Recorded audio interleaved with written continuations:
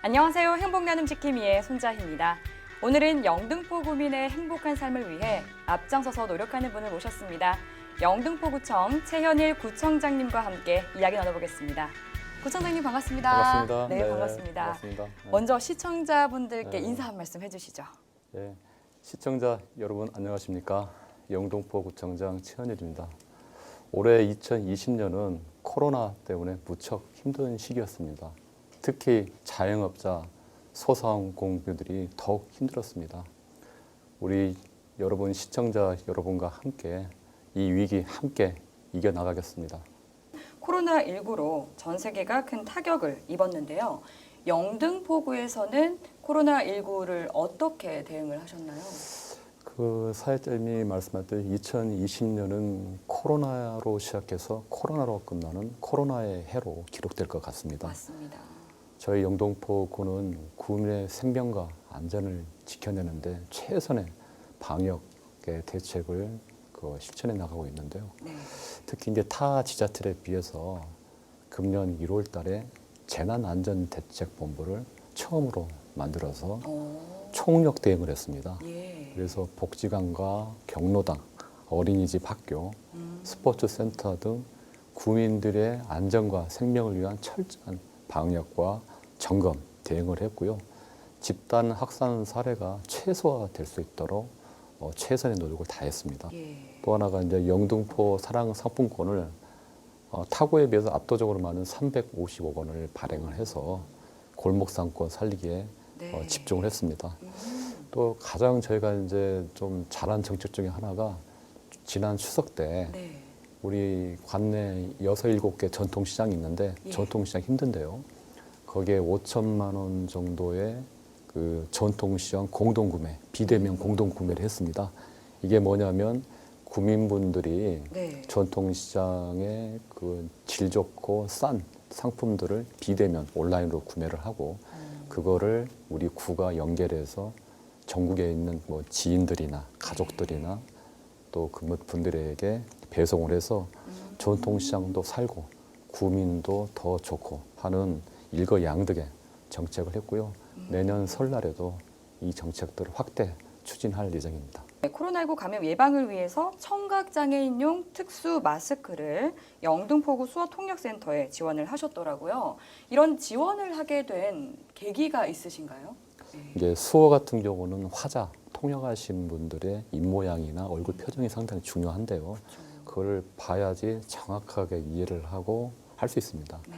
근데 기존의 마스크들은 이제 얼굴 모양과 입 모양을 가리기 때문에 청각장애인분들이 이해를 할 수 없습니다. 네. 그 말 의미를. 비장애인분들도 굉장히 그러니까 의사소통이 힘들거든요. 그렇죠, 힘들죠. 그래서 입 모양과 얼굴이 투명하게 보이는 투명 마스크를 특수 제작을 해가지고 네. 뭐 한 200여 명 그 장애인 그 청각장애인 분들에게 전달해서 네. 상당히 호응이 좋았던 걸로 기억이 납니다. 현재 영등포구에서는 정말 많은 정책과 사업들을 진행하고 있는 것으로 알고 있는데요. 그중에서 가장 중점적으로 진행하고 계시는 사업에 대해서 소개 말씀 부탁드리겠습니다. 민선 7기 들어와서 네. 영등포역 주변 그 환경 개선 사업이 본격화되고 있습니다. 네. 작년에는 그 영종로의 노점 정비를 통해서 예. 거리 환경 개선하고 구민분들의 보행권과 통행권을 확보를 해서 네. 구민분들의 사랑을 받았고요. 금년 1월 달에는 쪽방촌 주거환경 개선 네. 그리고 지난달에는 성매매 집결지 서울에서 유일하게 남은 집장촌에 대한 정비 계획을 발표를 했습니다. 영등포구에서는 장애인과 노인과 같은 이런 사회 취약계층에 대한 지원도 이루어지고 있을 것 같은데요. 이 영등포구의 복지 현황은 어떤가요? 저희 구에는 이제 장애인분들이 1만 5천여 명 있고요. 그리고 아동이 4만 3천여 명. 네. 그리고 65세 이상 어르신이 6만여 명이고요. 어르신은 한 16% 정도 분포해서 좀 타구에 비해서 많은 편입니다. 특히 이제 장애인 그 정책 같은 경우는 네. 특히 이제 저희 구에는 발달장애인 평생교육센터, 장애인 가족지원센터, 농아인 쉼터 등이 최근 2020년에 개소를 했습니다. 예. 그래서 맞춤형 통합 장애인 복지 서비스를 좀 실현하고 있고요. 그런 어린이 관련 정책은 국공립 어린이집이 78개소, 그리고 마음 듣는 센터가 4개소, 네. 그리고 아일랜드가 6개소 등 부모분들이 가장 신경 쓰는 부분이 아이들 돌봄입니다. 네. 그런 부분을 확충을 해서 빈틈없는 복지 체계를 구축해 나가고 있습니다. 네. 그리고 어르신 그 정책 관련해서는 여러 가지 정책들인데 특히 독거 어르신 300명을 대상으로 뭐 1대1 대화, 심리 상담 등 AI 스피커를 지원해 그분들의 어떤 고독사 네. 예방하는 데 기여하고 있고 기타 여러 가지 사업들이 있는데 대표님과 얘기했습니다. 네. 노인 인구 비율이 좀 높은 편이다. 이에 따른 좀 맞춤형 정책이 따로 네. 있나요? 그 어르신 분들에 대한 정책에 대해서는 여러 가지 이제 정책이 있는데요. 네. 일단 일자리 차원에서 공공근로, 희망 일자리 사업도 그 부분에 어르신 분들이 많이 참여할 수 있도록 저거 많이 하고 있고요. 네. 또 하나가 이제 경로당 시설이나 복지관 그 여러 가지 프로그램에서 그 어르신 분들이 뭐 그런 어떤 문화, 복지 그리고 어떤 생활 관련해 가지고 서비스를 제대로 받도록 네. 여러 가지 어떤 정책들을 추진하고 있습니다. 예, 이제 노인이라든지 아동과 같은 이런 좀 사회 취약계층 분들을 네. 위해서 다양한 사업과 네. 정책을 지원하고 계신 것 같은데요. 최근에 서울시 25개 자치구 가운데 복지 발전과 또 사회복지사의 지위 향상에 기여한 우수 구청장에게 주는 상인 2020 복지구청장 상을 수상하셨더라고요. 네, 예. 먼저 진심으로 네, 축하드립니다. 감사합니다. 이 복지구청장 상을 받으신 소감 한 말씀 해주시죠.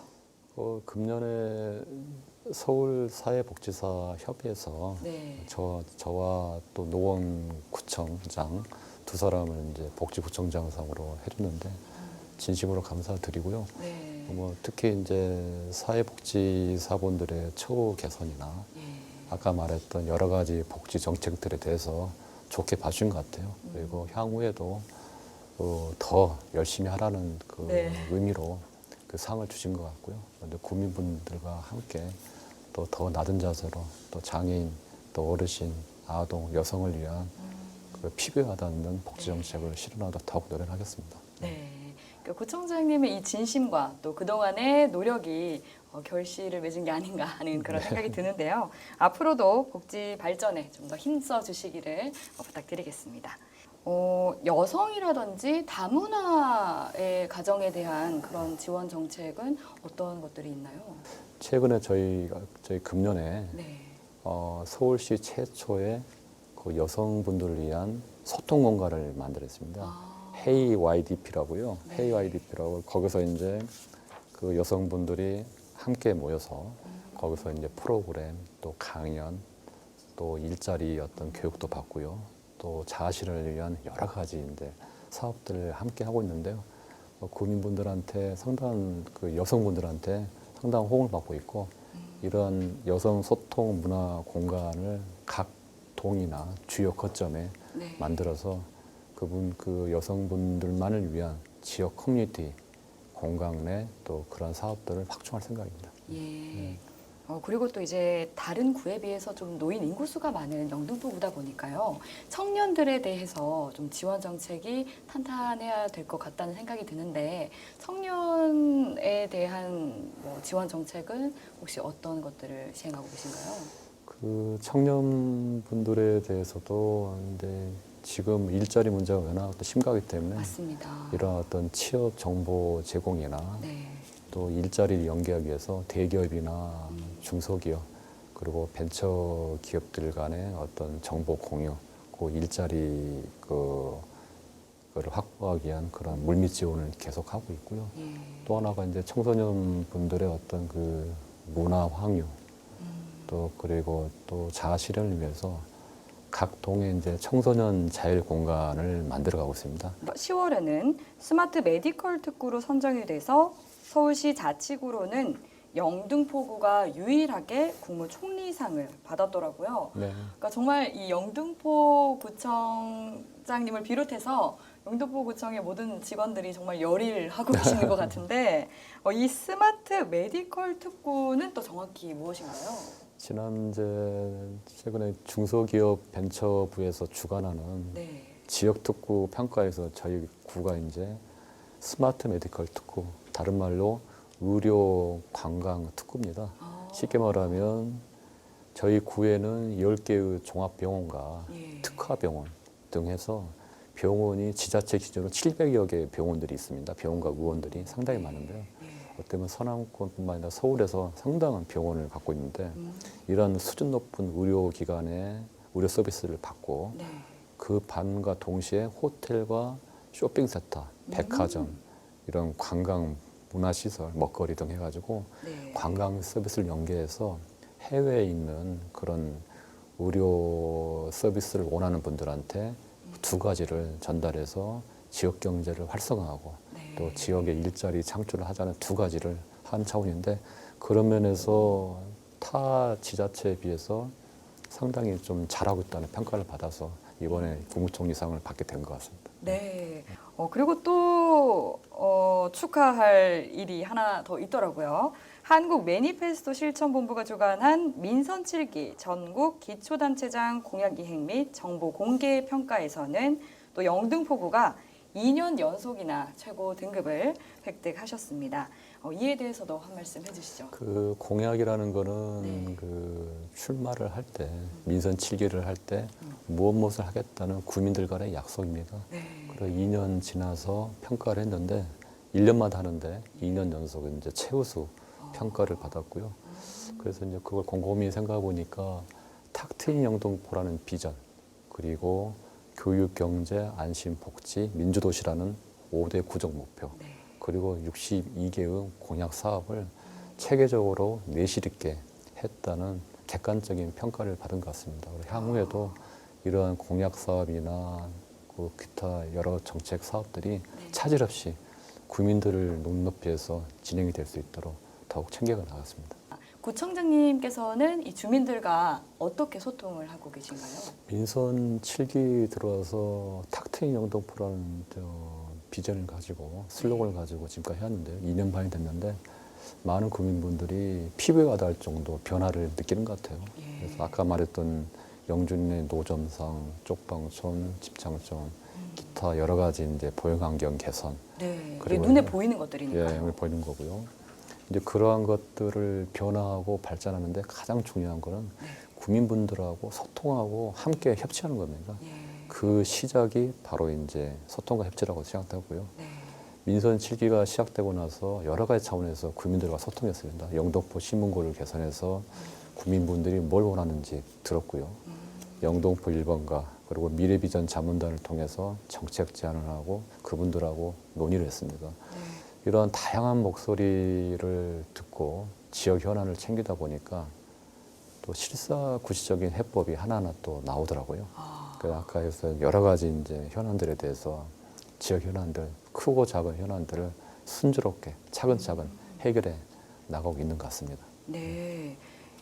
청와대에서도 이 국민청원으로 국민의 목소리가 반영된 정책이 나오고 있잖아요. 예, 예. 그런 것처럼 이 영등포구도 신문고라는 정책을 통해서 이 국민들의 의견을 직접적으로 듣고 있는데요. 그러면 그 구민들의 의견이 반영돼서 좀 변화가 된 그런 사례가 있나요? 취임하자마자 2018년 7월 달에 취임하고 나서 네. 영등포 신문고를 바로 개설했는데요.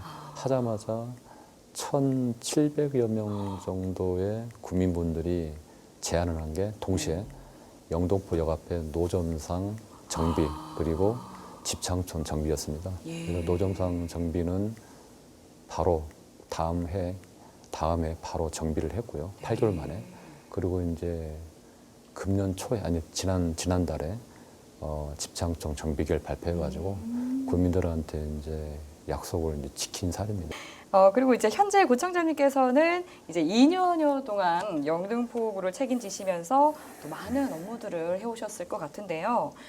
가장 기억에 남는 일이라든지 좀 에피소드가 있다면 말씀 부탁드리겠습니다. 아까 조금 전에 얘기했던 영등포 역앞 노점상 정비입니다. 영등포 역앞 노점상은 60여 년 동안 영등포 역 앞에 있었고요. 물론 이제 어려우신 분들이 노점을 하시면서 생계를 하신 분도 있지만 또 2021세기 들어와서 영등포구가 발전되어가는 과정에서 변화가 필요하다. 예. 그리고 비가 오거나 이렇게 사람이 지나갈 때는 한 명, 두 명 이상이 못 지나갑니다. 우산을 펴고는 못 지나갈 정도고, 그리고 버스를 승하차할 때도 상당히 위험한 그런 데 있어서 굉장히 많은 인파가 예, 그래서 왔다 갔다 하는 곳이라서. 구민분들이 취임하자마자 그것만 해결해 달라는 요청이 있었고요.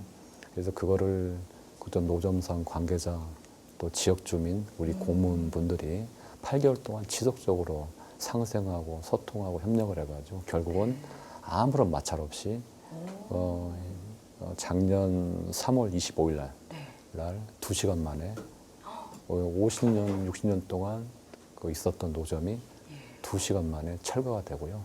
바로 그 이후에 이제 도로를 확보, 정비하고 버스 정류장을 넓히고 녹지 공간을 만들어가지고 지금의 영등포 역 앞에 영종로가 재탄생하게 되었습니다.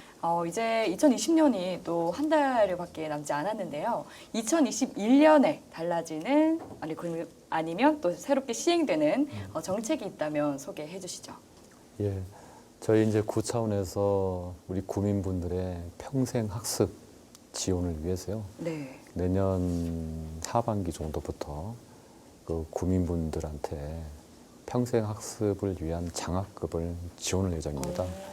근데 이제 워낙 재원이 많이 드는 거기 때문에 이거를 모든 구민한테 드릴 수는 없고 이게 좀 계층과 지역을 좀 세분화해서 일부 구민들한테 시범 사업으로 진행을 해서 그런 어떤 쿠폰이나 바우처를 받게 되면 그거를 이제 평생 교육을 위해서 학원이나 또 교습소 또는 온라인 프로그램 기타 교육과 문화 이런 체험 이걸 통해서 본인들한테 그 자신을 할 수 있고 또 직업을 또 일자리 또 얻는데도 큰 도움이 될 거라고 생각하고요. 이거는 지방정부 차원에서도 아마 좀 선도적인 아마 모델이 될 거라고 생각합니다. 네. 이제 지금까지 정말 많은 이야기들을 나눴는데 앞으로는 어떤 계획과 목표가 있으신지 궁금합니다. 아까 조금 전에 얘기했던 이제 쪽방촌 네. 사업과 집창촌 사업을 차질 없이 2025년까지 진행을 해야 될 것 같고요. 그렇게 되면 영등포역 앞을 중심으로 영등포가 상당한 큰 변화가 있을 것 같습니다. 그리고 이제 아까 조금 전에 얘기했던 제2세종문화회관과 그리고 서울시 최초의 민간 주도 도시 재생인 대선 재분 문화발전소도 내년에 이제 개관을 하는데요. 우리 영등포가 문화예술의 랜드마크고 우뚝 쓸 것 같습니다. 그리고 내년에는 영등포 로타리, 여의도로 넘어가는 영등포 로타리 고가를 철거합니다. 영등포 로타리 고가는 전국에서 교통사고가 가장 많은 곳입니다. 그곳을 철거를 해서 그 주변이 녹지 환경과 상당히 업그레이드 되고 교통 환경도 기존보다 2배 이상 소통이 되는, 원활하게 되는 그런 변화를 할 것 같고요.